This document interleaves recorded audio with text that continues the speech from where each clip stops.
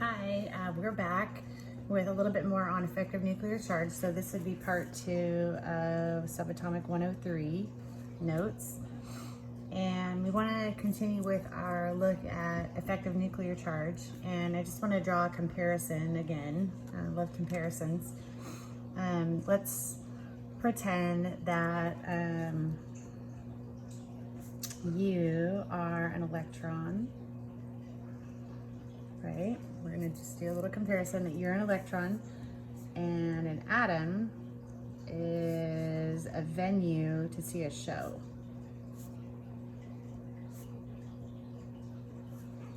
And the stage is the nucleus, and the performers are the protons. Okay, so that's our comparison.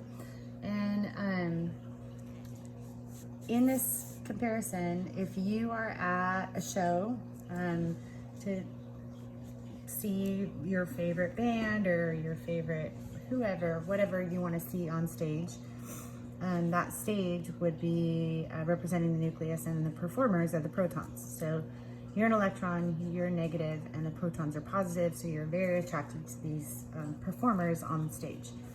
Okay, so we're going to take a look at the difference again between if your venue were nitrogen versus your venue being fluorine.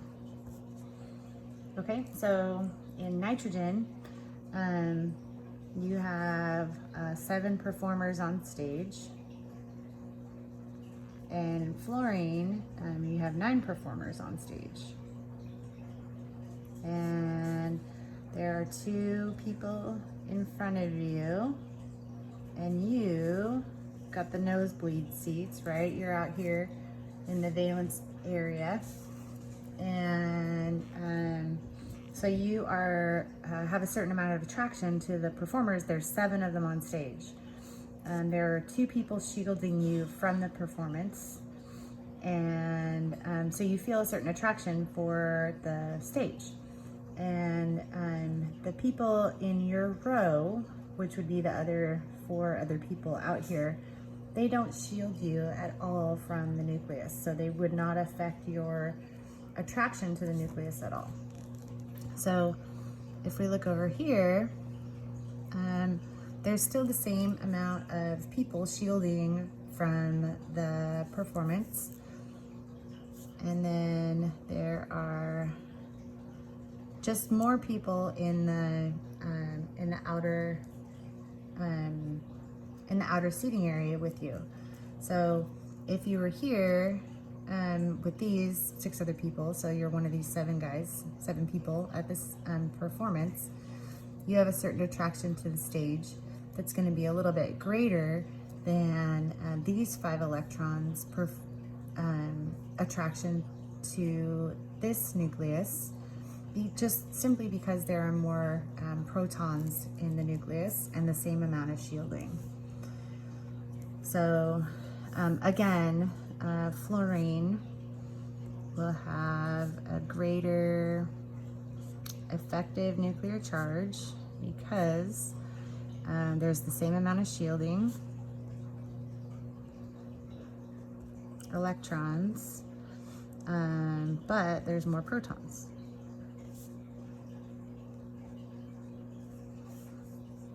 And we want to make sure that we understand that this is fluorine's electrons. So fluorine's electrons have a greater effective nuclear charge. They experience a greater effective nuclear charge because there are 9 performers on the stage as opposed to 7 performers on the stage. So that's one thing to think about. And the general trend, oops, my countertop kind of messed me up there, sorry. The general trend for effective nuclear charge is as you go up and to the right on the periodic table, if this is the periodic table, and as you go up and to the right, effective nuclear charge, my pen is dying here. effective nuclear charge is increasing.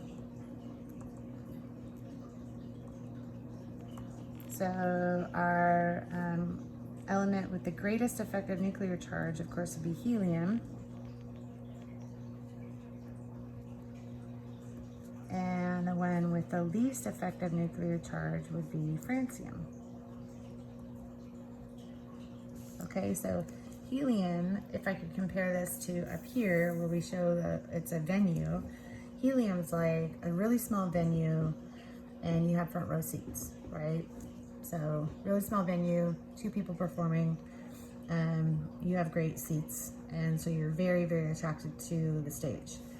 Where with francium, there is a bigger show because francium has a bigger nucleus, but you're looking at the stage from way out, like 7 rows out, because francium has 6 energy levels. So that's one thing to think of in terms of effective nuclear charge. Okay, so kind of breaking the idea here, we also want to focus on the fact that effective nuclear charge determines 4 traits about elements. And we are going to spend our next couple of lectures talking about those 4 traits. And so I'm just going to outline them here. So the first one is atomic radius.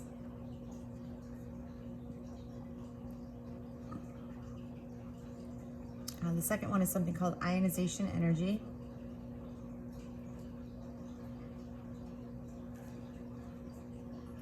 The third one is something we've talked about before, electronegativity. And the last one is electron affinity.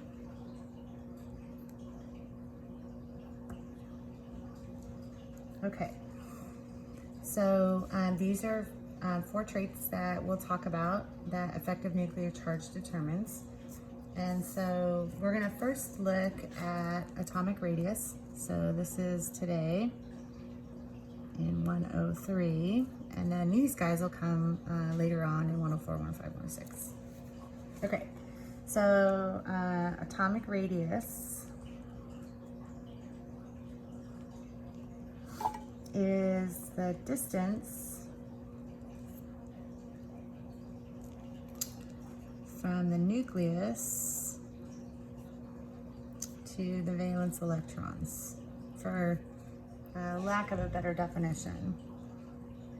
So it's, if we're keeping up with the venue analogy, it would be the distance from the stage to the nosebleed seats. How far out are the bad seats? And we want to remember that as effective nuclear charge increases,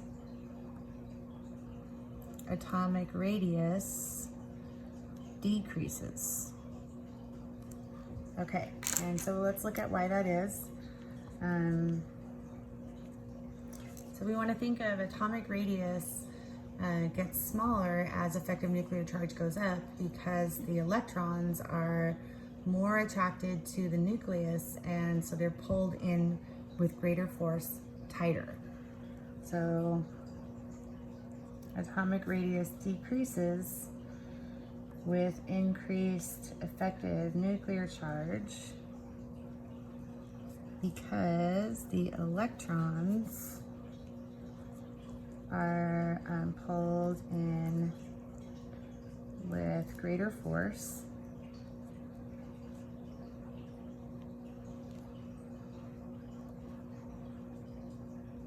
making the distance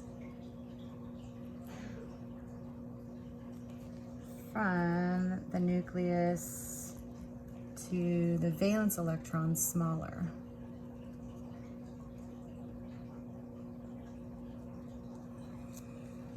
Okay, so the general trend for atomic radius, if we're looking at this little box as the periodic table. Let me zoom in a little bit here. If this is the periodic table,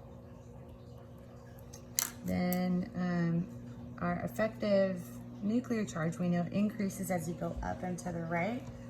So we would know here that atomic radius has the opposite